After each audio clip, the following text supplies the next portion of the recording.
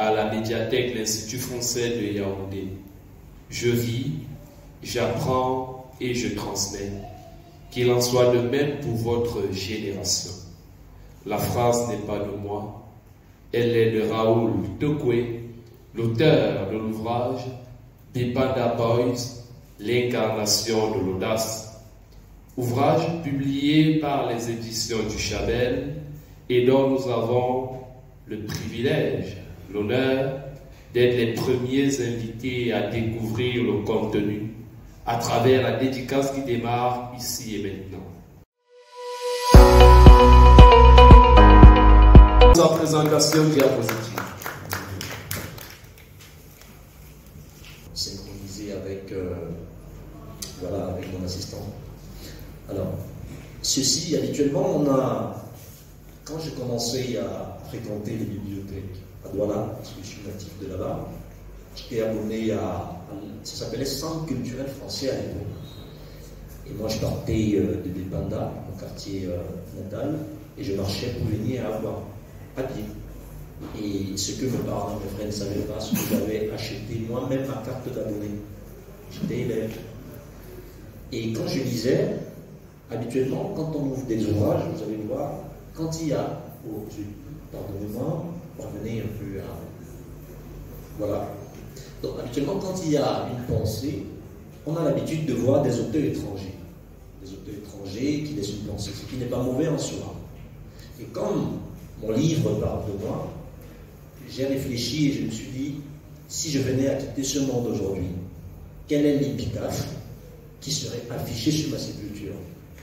Alors, quand vous regardez les programmes des obsèques, habituellement quand quelqu'un décède, vous voyez des extraits de la Bible, du Coran, tout ça, c'est aussi joli. Mais moi j'ai décidé de faire le choix inverse. En me disant, je vais construire moi-même ma pensée, mon épitaphe, et j'aurais aimé que tout le monde qui croit à mes valeurs puisse se retrouver. Je vis, j'apprends, et je transmets, qu'il en soit de même pour votre génération. Je n'ai pas trouvé mieux à faire que de léguer cette pensée à la postérité. Voilà pourquoi je commence ce livre avec cette pensée. Diapo. Ce plan, nous allons le parcourir ensemble. C'est 11 diapositives. D'abord, le premier, là, au commencement, était Foutoumi. On vient toujours de quelque part. Ensuite, Joseph et Marie m'ont engendré. Troisième point, les pandas, le berceau ardent. Quatrièmement, une formation atypique. Cinquième point, la profession, le manager, le professeur, et j'ai envie de dire aujourd'hui l'auteur ou bien l'écrivain. Ensuite, mon engagement citoyen. Il faut donner du sens à ça. Il faut donner du sens à ça. Le syndrome des trois arbres, mon rang de stabilité, le prolongement de ma famille, ils m'ont inspiré. L'Afrique n'est pas un ordre. Au commencement, il était Foutoumi. Si tu ne sais pas où tu vas, souviens-toi au moins d'où tu viens. C'est une sagesse populaire. Nous sommes en Afrique et dans mes activités de professeur, habituellement, quand je demande à mes étudiants est-ce qu'ils peuvent me rappeler au moins jusqu'à la deuxième ou troisième génération qui les a précédés, ils en sont incapables. Quelqu'un allait me dire que quand j'ai demandé quel était le nom de son grand-père, il m'a donné son prénom. Il m'a donné le prénom de son grand-père. Vous voyez, c'est un problème. Parce que si on ne sait pas d'où nous venons, le risque c'est qu'on ne sache pas d'où on va. Donc moi je sais d'où je viens. Et dans ce livre, j'aurai également un vibrant hommage à ceux qui m'ont engendré, ou qui m'ont précédé. Ce sont mes aïeux. Lui, c'est mon grand-père, Ouiba Sopsilib. C'est un pilier très fort de notre famille. Et je dois cette audace, je pense, à lui. Je l'ai connu pas beaucoup, vous allez le découvrir, quelqu'un d'autodidacte, mais extrêmement intelligent. Je l'ai appris plutôt dans les écrits qu'il lisait. Vous voyez, c'est intéressant de lire. Je l'ai lu et puis j'ai vu en fait quelle était sa philosophie. Pour moi, c'est ce qu'on appelle en anglais mon rôle modèle. C'est mon modèle, mon grand-père. Foutoumi, bon, ça c'est, j'ai envie de dire quoi, le symbole qui est juste à l'entrée du village. et que quand vous y êtes, vous savez que vous êtes sur la terre de vos ancêtres. Alors, on ne vient pas d'une génération spontanée, on a des parents, j'en ai. Joseph et Marie m'ont engendré un couple pourtant improbable. Bon, vous allez chercher l'improbabilité de ce couple dans le livre, parce que c'est extrêmement riche, extrêmement riche. Mon père, voyez-vous, il avait 21 ans, ma mère en avait 16 ou 17 par là. Et la rencontre a été tout à fait fortuite, mais extrêmement compliquée. Compliquée parce que la rencontre se fait quand ma mère va faire du babysitting chez sa cousine. Et sa cousine qui est mariée à mon grand-père que vous avez vu précédemment. Et là-bas, il y a un coup de flou qui naît entre le fils de la concession et la jeune dame qui venait faire du babysitting dans la concession. Et le coup de flou démarre et ça met mal à l'aise toute la maison parce qu'on se disait mais comment ça se fait qu'une cousine vient voilà, dans une concession où sa cousine est, tout ça. Ce sont des réalités que nous vivons chez nous. Ce sont des réalités que nous vivons chez nous et ma mère en a beaucoup souffert. Elle n'en a pas que. Elle en a souffert aussi sur d'autres aspects. Et ces autres aspects-là, vous allez découvrir dans le livre. Ils en ont bâti. Et bon, normalement, le mariage a tenu pendant près de 50 ans au moins. 50 ans. Avec à la clé une dizaine d'enfants. 10. Et la cerise sur le gâteau, c'est que le jour du mariage, c'est un 14 février. Comme par hasard. Qu'est-ce qui justifie ça sur les parents le 14 février? Bon, je vais revenir un peu. Ça me permet de faire. Alors, dans cette diapositive, j'aurais pu dire Joseph et Marie, pour les biblistes ou bien les chrétiens, Joseph et Marie sont les parents de Jésus. Mais moi, je ne suis pas Jésus. Loin de là, ce n'est pas une prétention. Et vous allez comprendre pourquoi je ne suis pas Jésus. Dans le livre, vous allez le comprendre. Parce qu'il y a un chapitre qui est dédié à ma part de vérité. Et vous allez comprendre pourquoi j'en suis arrivé à faire ce qu'on appelle... je suis un transfuge. Je suis un transfuge et pourquoi je fais parfois des choix très spécifiques. Attention. Les Pandas, le berceau ardent, un quartier populaire et populeux au statut peu honorable. Le modérateur m'a demandé est-ce que je ne veux pas choquer plus d'un parce que je parle de Bépanda, pourtant je suis à Yaoundé. J'ai répondu en disant que Bépanda symbolise ici l'ensemble des quartiers populeux, populaires et difficiles. Donc, considérez-le ainsi. Donc, c'est un label, l'âge, voilà, qui en renvoie à tout ça. Vous voyez les images. Les images d'avant les pandas. Là, c'est les pandas à la fin des années 70, début des années 80. Les images en vintage. Et plus en bas, vous avez les pandas aujourd'hui. Vous avez le grand symbole, le stade de la réunification. Et puis, vous voyez là, c'est les militantins. Alors, l'idée derrière, c'est vous dire quoi? C'est vous dire qu'en fait, rien n'est gravé dans du marbre. Tout est dynamique, le progrès, ça existe. Mais, pour vivre dans des quartiers comme vous les voyez là, il se construit une vie, j'ai envie de dire respectable, parce que moi je tiens à ça, vie respectable. Je ne veux pas savoir si on est riche ou pauvre, moi je veux parler de vie respectable. Pour se faire une vie respectable sortant dans ces environnements, il faut avoir beaucoup, beaucoup de chance. Et dans le livre, vous allez voir comment est-ce que la vie dans des environnements pareils n'est pas du tout aisée.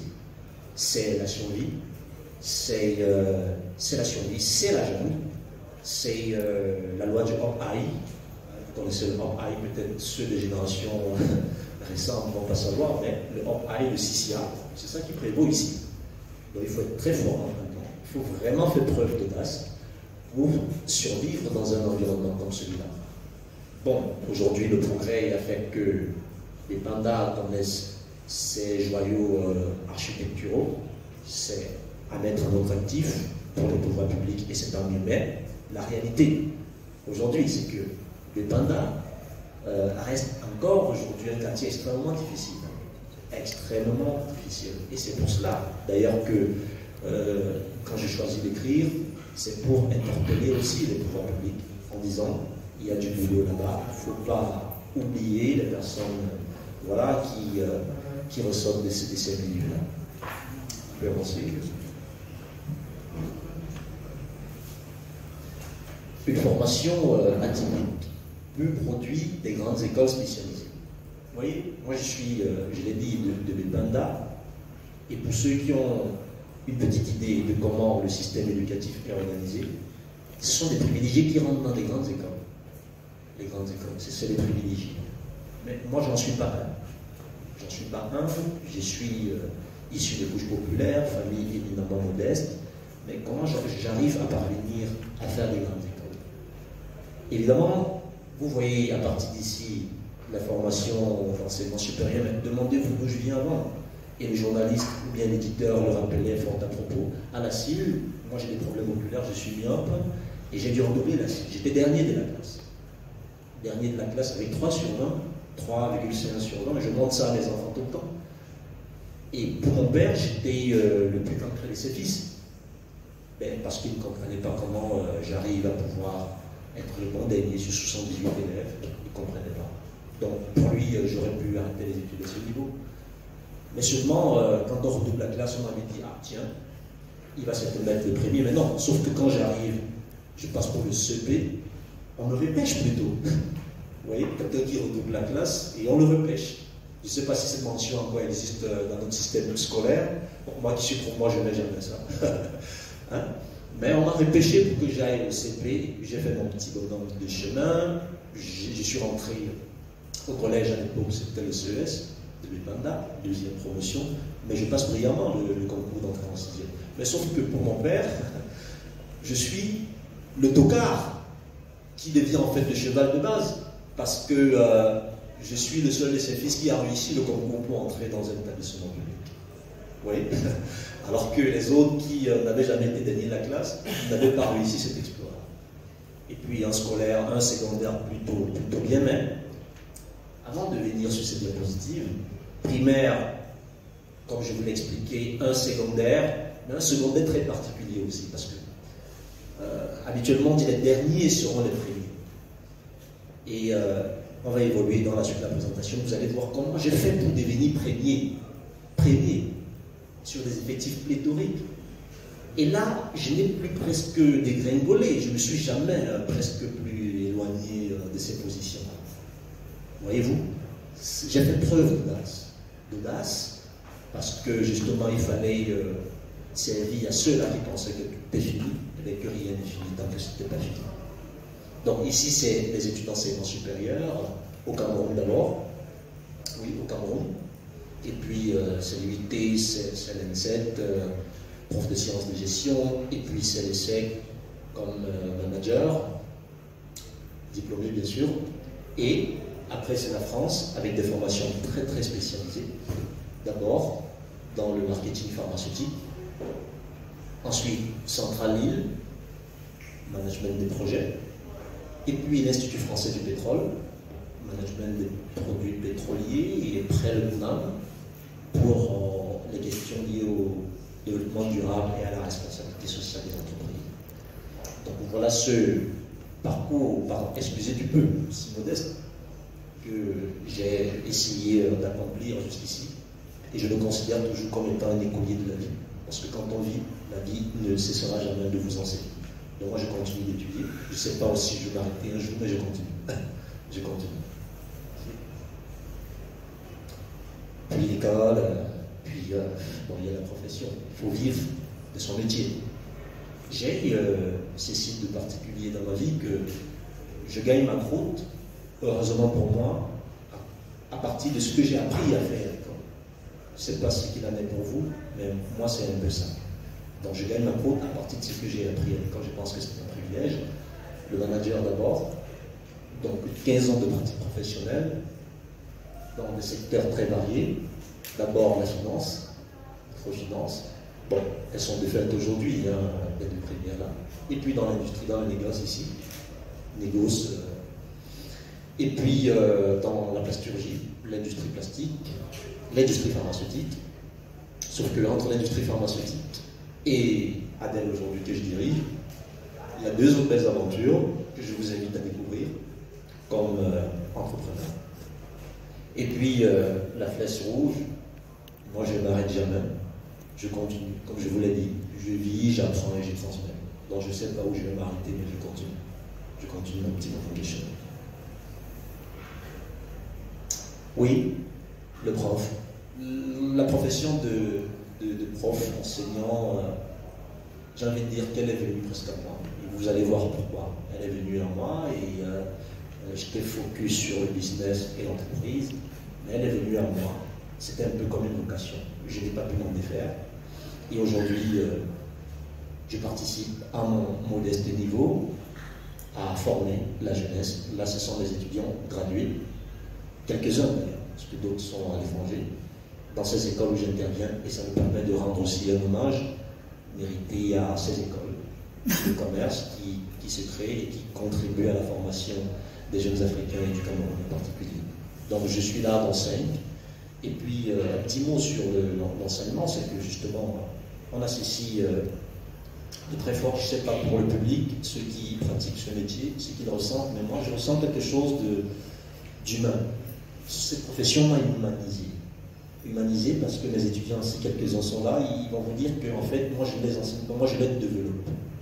Je me limite pas aussi la bus gravée dans du marbre, non. Je l'aide de vélo. Parce que je me suis rendu, depuis presque 5 ans de plus, que je le fais intensément, je me suis rendu compte que les diplômes c'est très beau, mais la réalité c'est que derrière les diplômes, il n'y a rien derrière. Et je les vois en entreprise, je les vois dans la vie de tous les jours. Il n'y a rien derrière les diplômes. Et ça me choque. Et il m'arrive des fois dans mes interventions de mettre le bout de côté et de leur faire un tchatch sur le développement personnel. Je prends mes heures, 1-2 heures, je leur parle de la vie et la vraie. Et c'est même l'une des raisons qui m'a motivé à faire ce livre. Parce que j'ai dit, vous avez parfois des profs, vous convoitez des superstars dans les médias, tout ça, la musique, le sport et tout, mais parfois vous ne savez pas qui vous avez en face de vous. Et dans mes expériences internationales, on m'a appris que on ne demande pas quel diplôme que tu as eu, on demande qui est-ce que tu as eu comme professeur. C'est ça qui compte. Qui t'enseigne? Moi j'enseigne le marketing et le management, la communication par extension. Et j'aimerais que quand un de mes étudiants dit je suis diplômé de marketing, qu'on lui dise et qui t'a formé au marketing ou bien à la com ou au management, qu'ils disent c'est M. Tekou qui l'a fait. C'est ça qui reste, c'est ça la satisfaction qui reste. Non, c'est un métier sacerdotal, mais c'est un métier extrêmement enrichissant et passionnant. Mon engagement citoyen. Je vis dans une communauté avec des gens. Je ne suis pas le produit d'une génération spontanée, je l'ai dit. Je suis le produit de la combinaison de plein de choses et donc de la communauté aussi. Et je pense que par devoir moral et par humanisme, comme j'ai dit, il faut donner ce qu'on a reçu. Donc j'ai eu le privilège d'intégrer cette organisation il y a une dizaine d'années et là j'ai beaucoup appris. Vous allez le voir, ce que j'ai pu réaliser simplement en intégrant cette organisation et ce qui a fait de moi, j'ai envie de dire, le bonhomme que vous avez, monsieur que vous avez en face de vous aujourd'hui. La Jeune Chambre internationale, c'est ça. Ensuite, African Leadership Connection, c'était un organisme de droit américain mais créé par un Camerounais qui m'avait mandaté pour pouvoir travailler sur le Cameroun comme un représentant dans mon pays. Et là également, j'ai fait des choses extraordinaires pour la jeunesse. Voyez-vous, on est dans un contexte où voilà, ce qu'on célèbre n'est pas ce qu'on devait célébrer, et ce qu'on ne devait pas célébrer, c'est qui est célébré. Et le professeur Hubert Mounjana disait, on a écarté la norme et on a normalisé les écarts. Bon, moi je ne suis pas de nature à pourrir prier les camarades et tout ça, mais dans cette organisation, j'ai fait énormément de choses pour la jeunesse. Au Cameroun. Beaucoup. Et là, vous allez découvrir ça dans le livre. Et puis, est venue, c'est ADEL, c'est l'organisation. ADEL, c'est un développement local. Et puis, vous verrez nos modèles d'intervention, nos missions, ce que nous faisons, etc. Et puis, l'AD Angola Liban. Je suis l'un des fondateurs de cette association pour le développement de Kolassi. Moi, j'ai vu dans un quartier qu'on appelle Kolassi, et donc, nouvellement arrivé dans cet environnement, il était question de réunir les gens et tout ça, et j'ai participé activement pour qu'on arrive à construire une organisation solide, pour prendre part à l'accompagnement des ressortissants de ce quartier-là.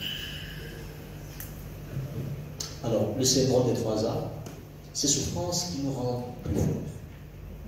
Alors, l'éditeur a fait une plaisanterie tout à l'heure. Oui, c'est une plaisanterie parce qu'on évolue dans un contexte où ce qui est considéré comme un épiphénomène dans d'autres milieux, sont des phénomènes de société chez nous, ce qui ne devrait pas être le cas. Et donc vous comprenez pourquoi je dis je suis en croisade contre l'ignorance.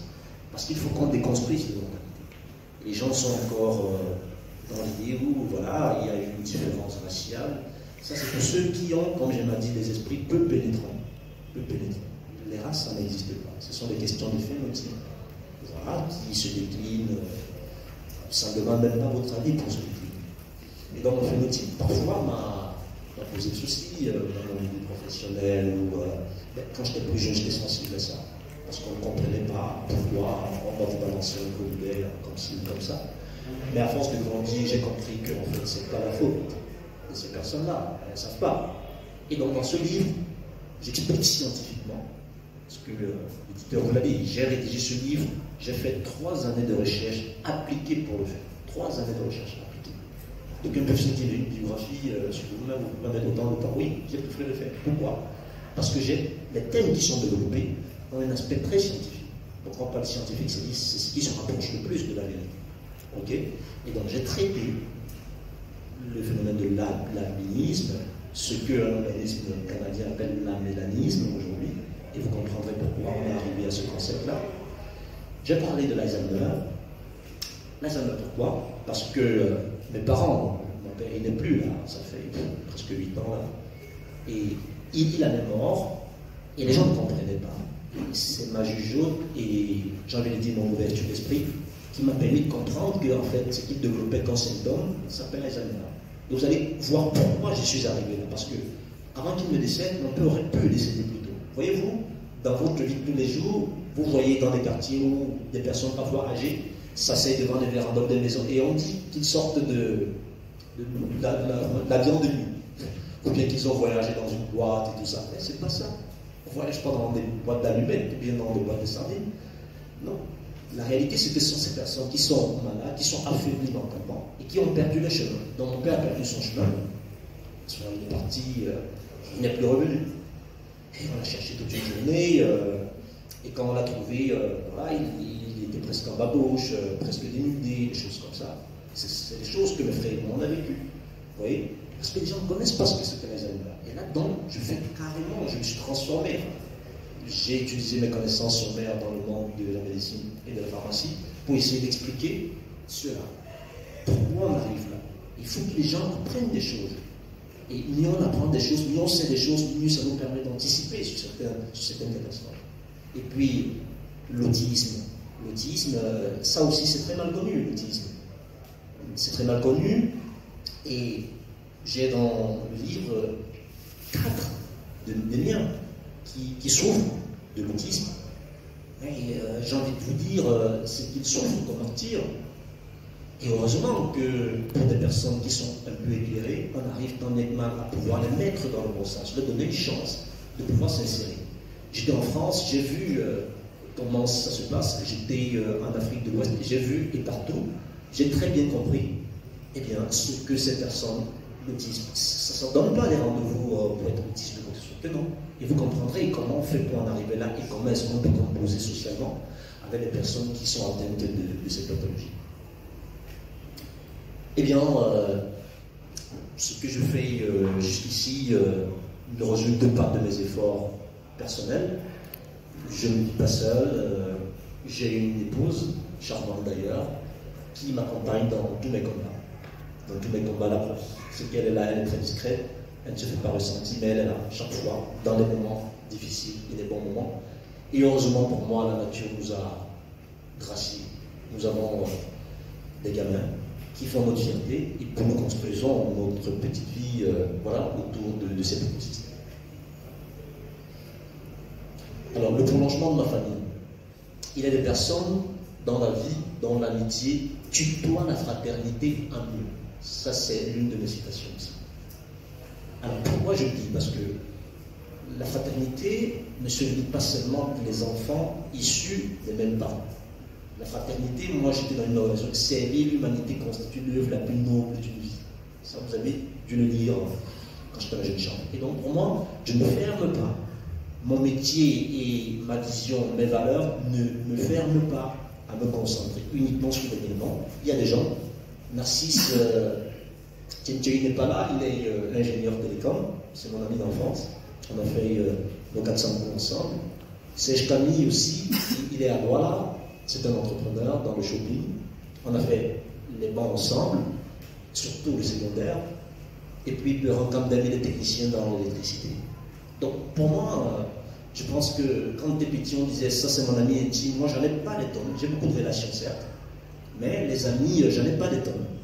Et ces amitiés se sont construites de manière tout à fait désintéressée, sur la base de rien. Pour moi, je considère l'amitié comme étant un ami ou une amie, quelqu'un qui peut vous autoriser à déranger. Moi, je t'appelle, je te dérange.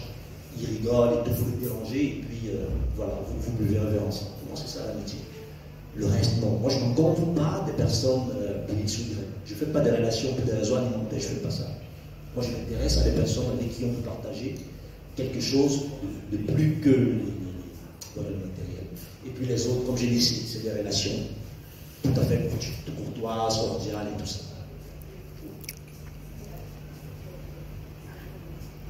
Ils m'ont inspiré. Voilà. Ils m'ont inspiré. Il n'est de vent favorable pour celui qui ne sait où il va, c'est ce n'est qu'il a. Et chacun d'entre nous ici, vous, moi, ont sans doute reçu des personnes qui n'ont rien à voir avec leur environnement familial, reçu des valeurs, des conseils, qui l'ont amené à pouvoir se développer, à pouvoir changer de vie. Alors je vous fais rapidement un petit topo sur chacun d'entre eux. Rigobert Djomeni, il est un aîné du quartier, de très loin, mais il nous a toujours considérés comme ses amis. Et de lui, j'ai appris beaucoup de choses. Et toutes les personnes ici présentes ont justement des très belles histoires avec moi dans le livre, et vous allez voir ce qu'ils m'ont donné, ce que j'ai reçu d'eux. Et c'est pour ça que je me permets de leur rendre un hommage, parce que écrire aussi c'est ça, c'est rendre hommage à des personnes qui ont contribué à votre parcours. Donc Rigobert Djomeni, c'est lui. Lui, voilà, voici la personne qui fait que je devienne premier de la classe, au secondaire, lui. Il s'appelle Baudelaire Kameni, il nous a quittés il y a 1 ou 2 ans. Lui, c'est lui, parce que quand je rentre en seconde, il me dit si tu finis l'école sans jamais être premier de la classe, surtout à ce niveau, tu ne deviendras plus jamais premier. Il a fallu qu'il me donne cette phrase-là pour que je la côte comme étant un véritable challenge. Et pour toi, Baudelaire, j'ai tenu ce pari et j'en suis très heureux aujourd'hui. Lui, c'est le professeur Bangamoué, c'est le fondateur de l'ISMA, c'est mon tuteur académique. Depuis au niveau 2, il m'a suivi quand je faisais le cycle court, tout ça, machin. Et aujourd'hui, on est tous dans le même corps. Il est plus expérimenté, certes. Je suis l'un de ses assistants CFIE. Et ce sont des personnes, et vous allez voir toutes les aventures que j'ai eues avec lui dans le livre, et ce qu'ils m'ont apporté. Léonard Chapelain, je vous l'ai dit, lui aussi, je l'ai vu une fois, en 1999, dans le cadre de la visite d'entreprise à la FM 105. J'étais responsable du club marketing.